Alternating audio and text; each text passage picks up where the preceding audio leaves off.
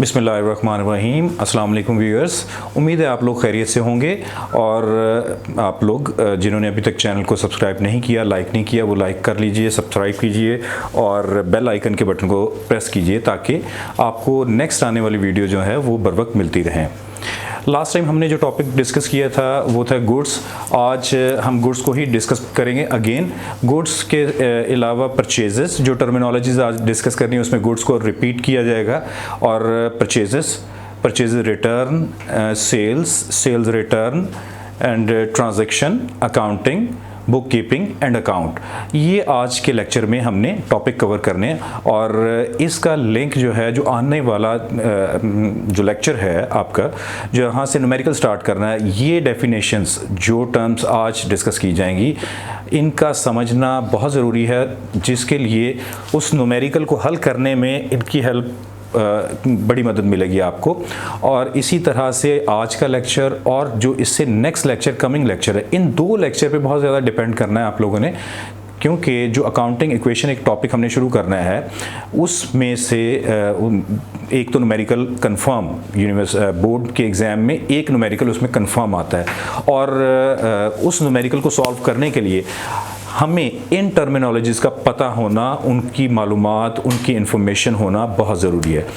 तो dear viewers, हम फिर अपने फर्दर लेक्चर की तरफ चलते हैं और इसकी एक्सप्लेनेशन के लिए आज हम वाइट बोर्ड का सहारा लेंगे। इंशाअल्लाह आपको उम्मीद है कि लेक्चर पहले की तरह से ये आज का लेक्चर भी पसंद आएगा।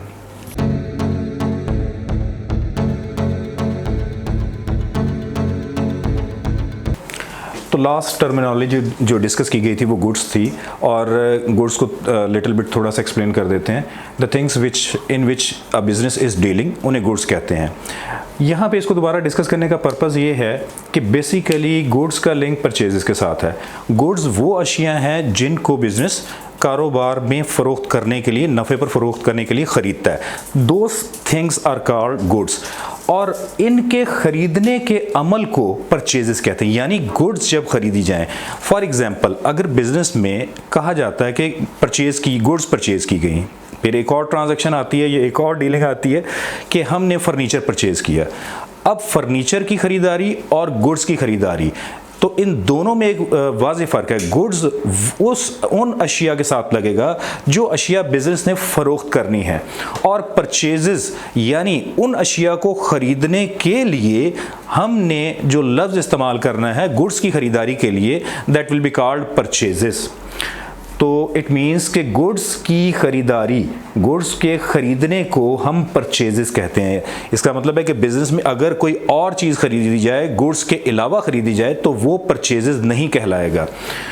इसके बाद हम चलते हैं purchases return, that is connected with the purchases, यानी जो अशिया कारोबार में ख़रीद कर लाई गई हैं उन अशिया को अगर किसी भी वजह से, ड्यू टू एनी रीज़न, उसमें उनके कुछ डिफेक्टिव हो सकती हैं, अकॉर्डिंग टू नॉट स्पेसिफिकेशन, या एक्स्ट्रा आ गई हैं, मतलब कोई भी रीज़न, किसी रीज़न की वजह से अगर ख़रीदी हुई गुड्स को वापस कर दिया जाए तो उन्हें परचेजेस रिटर्न कहते हैं।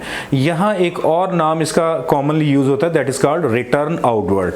Y we say return outward? क्योंकि वो अशिया जो बिजनेस से बाहर जा रही हैं, so that's why we named as a return outward. उसके बाद हम आगे चलते हैं sales.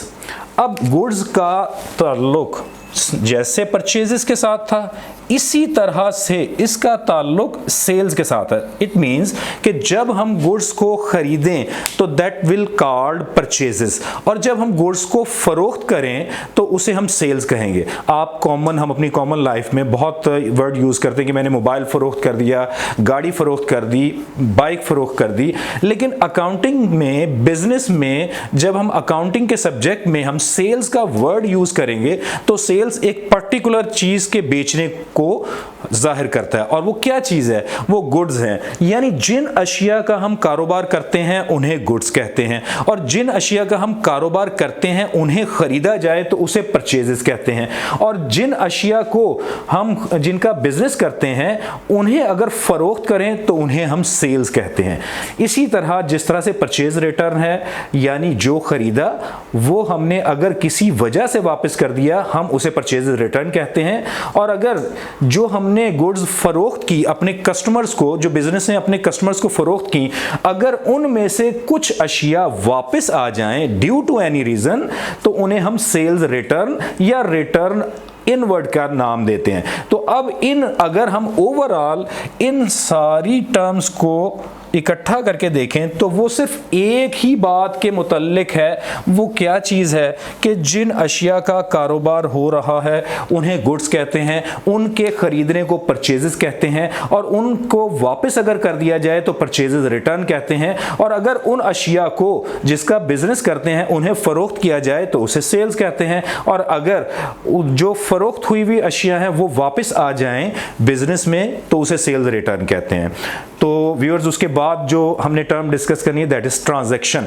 Transaction is the dealing between two person that can be express in terms of money, यानी दो अशखास के दरमियान लेन देन जिसको हम पैसों में मैयर कर सकें, जिसको हम अमाउंट में मैयर कर सकें। फॉर एग्जांपल, दो पार्टनर्स हैं ए एंड बी। ए कहता है कि जी बी के साथ मेरा बहुत अच्छा रिलेशन है, बड़ी अच्छी मेंटल अटैचमेंट है, that is not transaction, it will not called transaction. Because उसकी क्या रीज़न है? क्योंकि इस ताल्लुक को हम पैसों में मैयर नहीं कर सकते।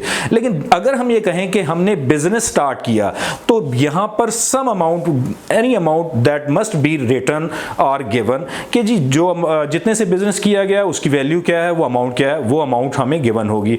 हमने रेंट पे किया, that can be measured in terms of money. तो ट्रांजैक्शन है कि दो अशखास के दरमियान लेन देन, और उस लेन देन को हम पैसों में मेजर कर सकें, उस लेन देन को हम ट्रांजैक्शन कहेंगे। इसके बाद हम मूव करेंगे अपनी उस डेफिनेशन की तरफ जिस सब्जेक्ट को हम पढ़ रहे हैं, दैट इज अकाउंटिंग। तो इसको अगर हम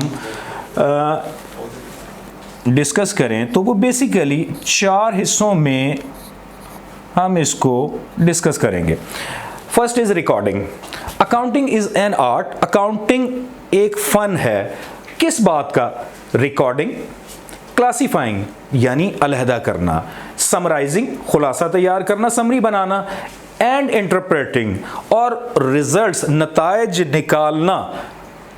इन चारों चीज़ों का ताल्लुक अब आगे किसके साथ है कि हमने क्या रिकॉर्ड करना, किसको क्लासिफाई करना, किसकी समरी बनानी, किसके नताइज निकालने, दैट इज बिजनेस ट्रांजैक्शन या ट्रांजैक्शन। पीछे हमने एक टर्म यूज़ की ट्रांजैक्शन। समटाइम अकेला ट्रांजैक्शन लिखा होता है और बाज़ औक़ात बिजनेस ट्रांजैक्शन लिखा होता है। तो basically accounting is an art of recording, classifying, summarising and interpreting the business transaction. कारोबारी लेन देन को रिकॉर्ड करना। अब ये लिंक कैसे होगा? कारोबारी लेन देन को रिकॉर्ड करना, दर्ज करना, उसको क्लासिफाई करना। ये हम आगे पढ़ेंगे कि क्लासिफाई क्या मीनिंग है, कि ये किस चीज को रिप्रेजेंट करता है। समरी बनाना, व्हाट इज द समराइजिंग, और रिजल्ट्स निकालना, इंटरप्रेट करना। ये बातें आगे फर्दर डिटेल में डिस्कस की जाएंगी।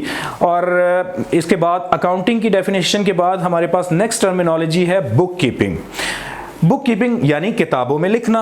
व्हाट इज, मतलब क्या लिखना, कि हमने किस बात के लिखने को। Book keeping is this definition ये जाहिर करती है, बताती है कि बेसिकली बिजनेस ट्रांजैक्शन को अकाउंटिंग की बुक्स में लिखने के अमल को, एक सिस्टमैटिक अंदाज से लिखने के अमल को, जो कारोबारी लेन देन है उसको अकाउंटिंग की बुक्स में एक सिस्टम के तहत दर्ज करने को हम बुक कीपिंग कहते हैं। और आज के लेक्चर की लास्ट जो टर्मिनोलॉजी है दैट इज अकाउंट। और अकाउंट में बेसिकली हम जिसको हम अगर हम अपनी नॉर्मल लाइफ के अंदर देखें तो खाते का लफ्ज़ बिजनेस टर्मिनोलॉजी में खाता बोला जाता है। तो account is a summarise record. Account is that is not accounting. Accounting subject है और इसके अंदर एक टर्मिनोलॉजी यूज हो रही है, only word account. Account is a summarise record relating to a person और थिंग इज कॉल्ड अकाउंट। यानी एक शख्स या चीज के मुतल्लिक उससे मुतलिक सारा का सारा रिकॉर्ड हम एक जगह पर इकट्ठा कर दें तो उसे हम अकाउंट कहेंगे। इसकी एग्जांपल आप इस तरह से लें कि पूरे डे में हमने फर्ज करें 100 ट्रांजैक्शन किए हैं, उसमें हमने माल ख़रीदा, माल फ़रोख्त किया, फिर हमने रेंट पे किया, कोई हमने एडवर्टीजमेंट के एक्सपेंसेस दिए, कोई टैक्सेस पे किए, डिफरेंट ट्रांजैक्शन हमारी पूरे डे में। अब इसमें सारी ट्रांजैक्शन मिक्स हैं। अब इसमें से ये पूछा जाता है या ये आपसे पूछा जाता है कि भाई हमें बताएं कि कैश हमारे पास कितना टोटल हमारे पास आया पूरे दिन में और कितना कैश गया। तो हम सारी ट्रांजैक्शन जिनमें कैश इन्वॉल्व हुआ है उन ट्रांजैक्शन को अगर उसमें से कैश को निकाल के एक जगह पर लिख दें, एक जगह पर इकट्ठा कर दें, तो that portion is called account, किसका? कैश का अकाउंट कहलाएगा। इसी तरह से एक पार्टी है सितारा कंपनी, फॉर एग्जांपल हम उससे गुड्स खरीद रहे हैं और कुछ हमने उससे खरीदारी की, कुछ रिटर्न कर दी, तो एंड पे, मंथ के एंड पे, वो वीक का एंड भी हो सकता है, तो एंड पर किसी भी टाइम पीरियड के एंड पे हम ये देखना चाहें कि हमने सितारा कंपनी से कितना माल कुल खरीदा, कितना हमने वापस किया और एंड पर अब हमने उसके कितनी अमाउंट पे करनी है, तो उस सारे रिकॉर्ड को एक जगह इकट्ठा कर दिया जाए, यानी सितारा कंपनी से मुतल्लिक रिकॉर्ड को एक जगह पर इकट्ठा कर दिया जाए, तो that will be called account of Sitara company या सितारा कंपनीज अकाउंट। तो ये हमारा था। यहाँ एक चीज़ थोड़ी सी मिस हुई, मैं आपको वो दोबारा से बता दूं, ट्रांजैक्शन, जिसके मुतालिक मैंने आपसे कहा कि ट्रांजैक्शन जो है दो अशखास के दरमियान, दो पर्सन के दरमियान लेन देन, और उस लेन देन को हम in terms of money express कर सके। तो ट्रांजैक्शन दो टाइप्स की होती है, एक कैश ट्रांजैक्शन और एक क्रेडिट ट्रांजैक्शन।